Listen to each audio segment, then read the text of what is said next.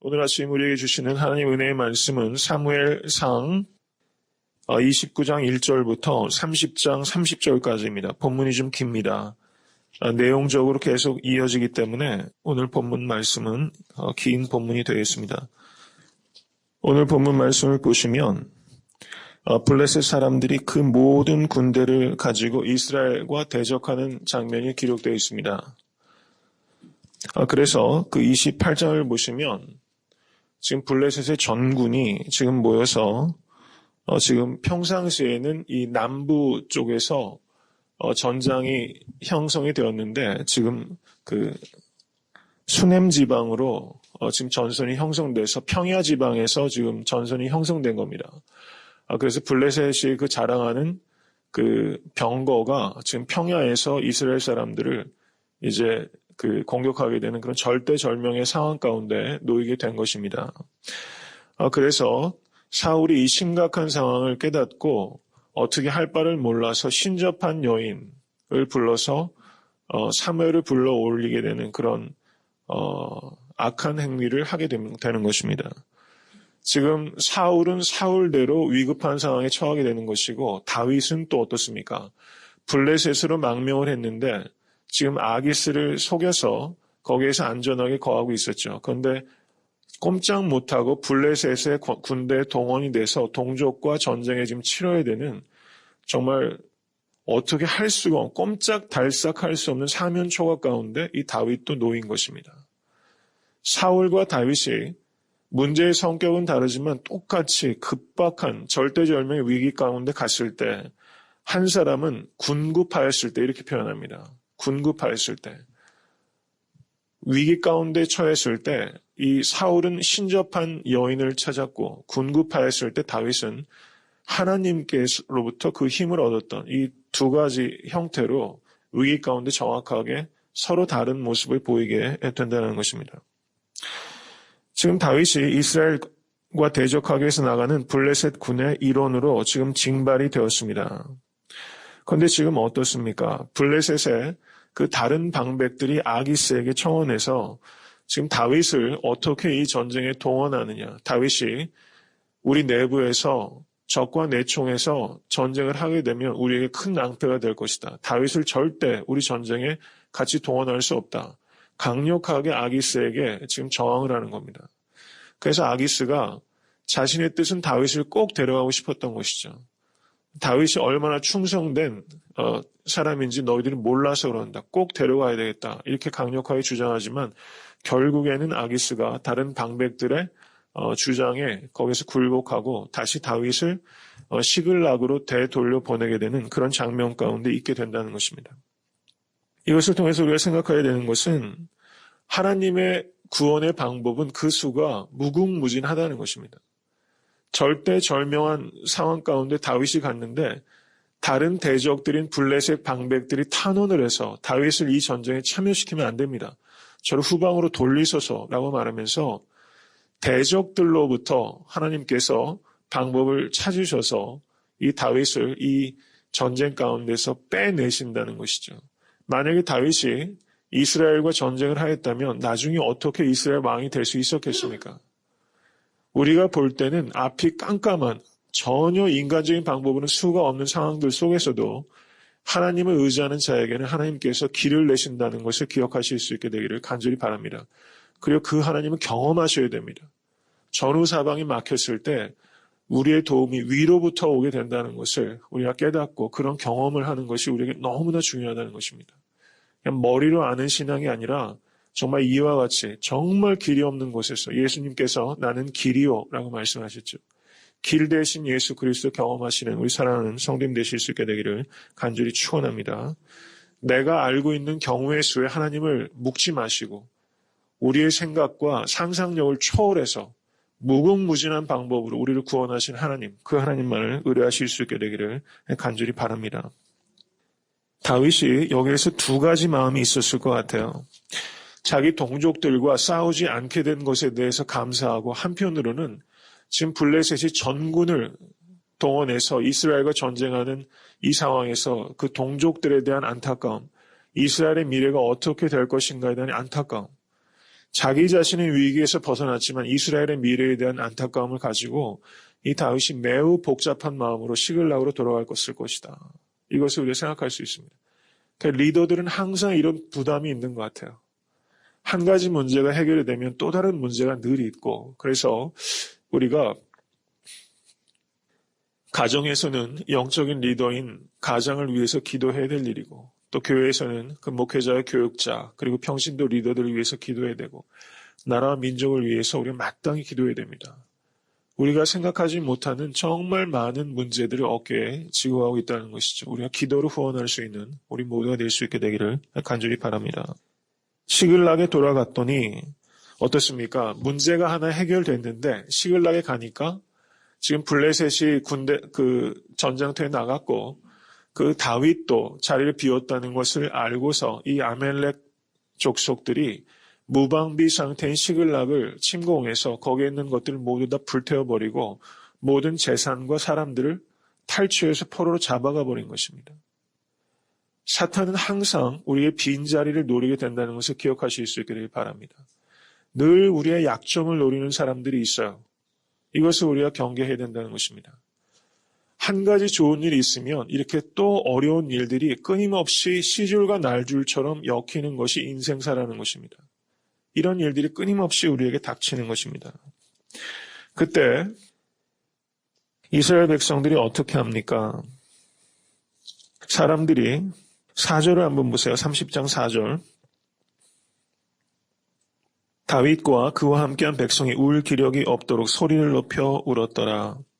이민생활 하시면서 이런 경험들이 다 있으실 것 같아요. 울 기력도 없이 소리 높여 울었더라.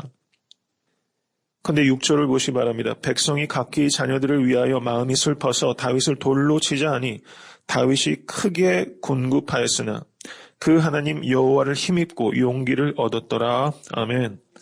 어떻습니까? 지금 광야에서 환난당한 자, 빚진 자, 원통한 자들에게 거처를 주고 다윗이 그들을 먹이고 여태까지 이끌어온 거예요. 그런데 위기에 닥치니까 그 사람들이 어떻습니까? 돌변하는 겁니다. 돌을 던져서 자기를 죽이려고 해요. 이런 일들이 벌어진다는 겁니다. 내가 아무리 수고하고 애써도 그 수고와 그 애쓰고 땀과 눈물로 양육하고 키웠던 가장 가까운 사람들로부터 우리가 이런 위기를 겪는 일들이 가정에서도 교회에서도 일상사들 속에서도 있을 수 있다는 거예요. 사람이 악해서일 수도 있지만 사람이 약해서일 수도 있다는 겁니다. 사람이 이만큼 약한 존재라는 겁니다. 이런 상황에서 다윗이 군굽하였어요. 다윗이 너무 낭망이 될 만한 상황 가운데 있는 겁니다. 어떤 의미에서는 지금 집이 불타고 가족들이 포로로 잡혀간 것 이상으로 다윗의 마음이 무너졌을 거예요. 그런데 다윗이 지금 여기서 어떻게 합니까? 그 하나님 여호와를 힘입고 용기를 얻었더라. 아멘. 그 하나님 여호와를 힘입었다. 이렇게 말하고 있어요. But 그러나 David found strength in the Lord his God. 이렇게 말하고 있습니다. 데이빗은 그의 하나님 여호와 안에서 strength, 힘을 발견했다. 이렇게 말하고 있다는 것입니다. 성도님들이 평생의 삶 속에서 밖에서 어떤 일이 있어도 오직 하나님 안에서 힘을 찾을 수 있는 우리 사랑하는 성도님 되실 수 있게 간절히 바랍니다.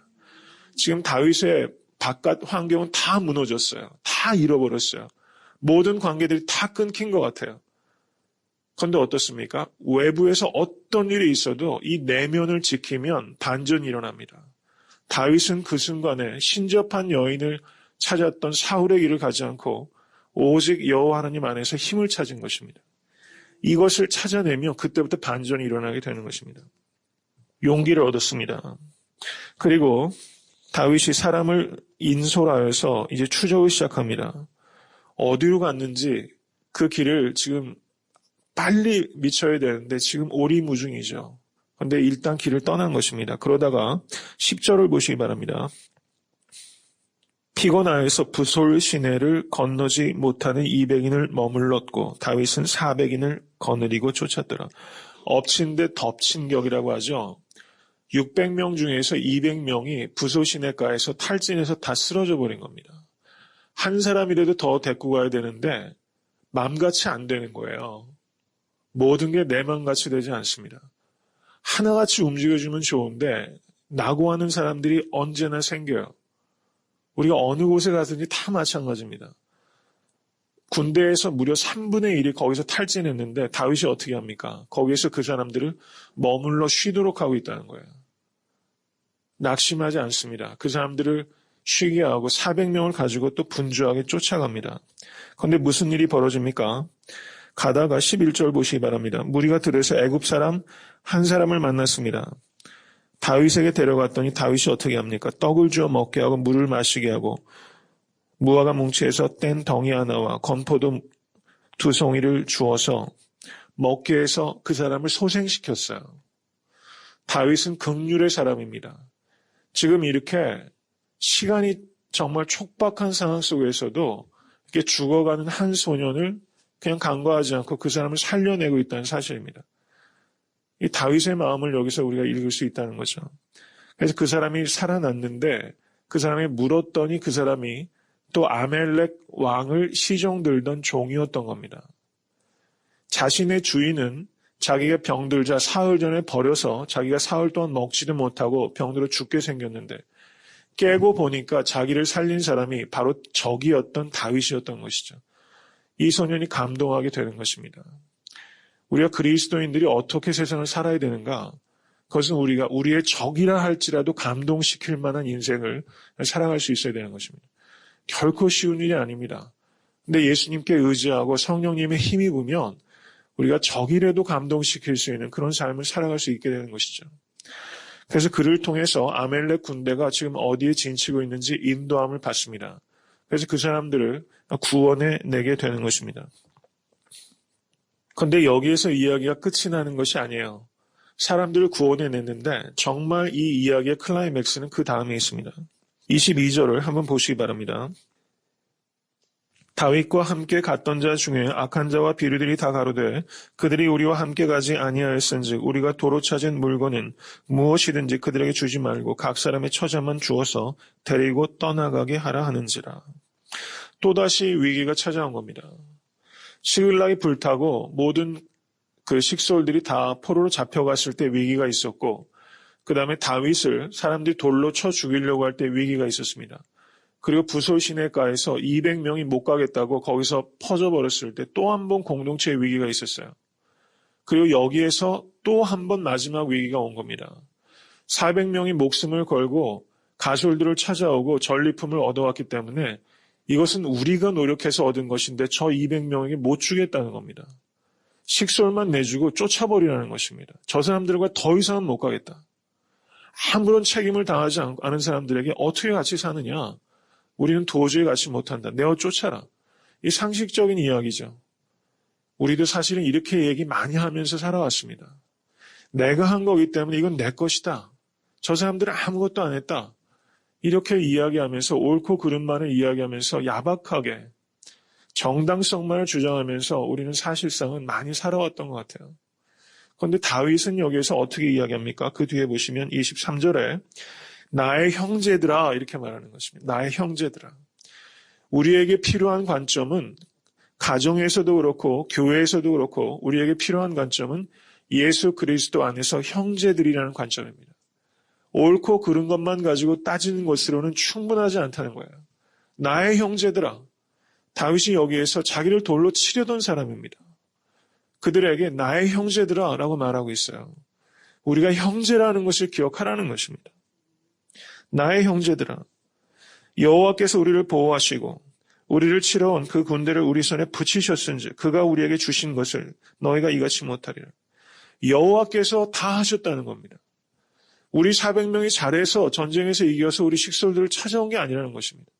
우리를 보호하시고 또 우리를 이기게 하시고 우리에게 주신 분이 여호와 하나님이시다. 내게 하나도 없다. 이겁니다. 그런데 이걸 우리 것이라고 주장하고 200명을 내어 쫓으라고? 그럴 수 없다. 이 모든 것들이 여호와께서 주신 것이다. 이렇게 말한 것입니다. 나의 형제들이요. 이것을 우리가 회복해야 되는 것입니다. 교회는 왜 교회가 됩니까? 교회 안에 은혜가 있기 때문에 교회인 것입니다. 교회가 은혜를 잊어버리면 교회는 매력을 잃어버려요. 은혜라는 말이 성경 원어로 카리스라고 말씀을 드렸고 매력이란 말이 칼로스입니다. 근데 두 개가 어원적으로 동일한 어원에서 나왔어요. 교회의 매력, 칼로스는 무엇인가? 그건 교회의 은혜입니다. 세상은 나의 형제들이라고 얘기하지 않습니다. 세상은 칼같이 잘라요. 오직 교회만이 예수 그리스도의 은혜를 감격한 사람만이 아무것도 안 하고 낙오되어 있던 사람에게 나의 형제들아 라고 말하면서 전리품을 균등하게 나눠줄 수 있는 공동체는 오직 교회밖에 없다는 사실입니다. 어떤 사람이 편지를 쓸 때마다 이 말씀만 좀 드리고 말씀을 맺습니다. 편지를 쓸 때마다 Grace and Peace in the Lord 뭐 이렇게 영어로 쓴다든가 자기 이름을 이렇게 쓰면서 편지글을 마치죠. 그런데 한 성도가 그 편지를 마치면 제일 끝에 그렇게 쓴답니다. 부솔 시내가에서 친구가 그렇게 쓴대요. 부솔 시내가에서 친구가. 그렇게 쓰는 사람도 설명을 하지 않고 그걸 받는 사람도 어리마하지만 묻지 않습니다. 그 의미를 깨닫기 때문입니다. 자기 자신이 부솔 시내가에서 남겨졌던 200명과 같은 낙오자라는 것을 고백하는 거예요.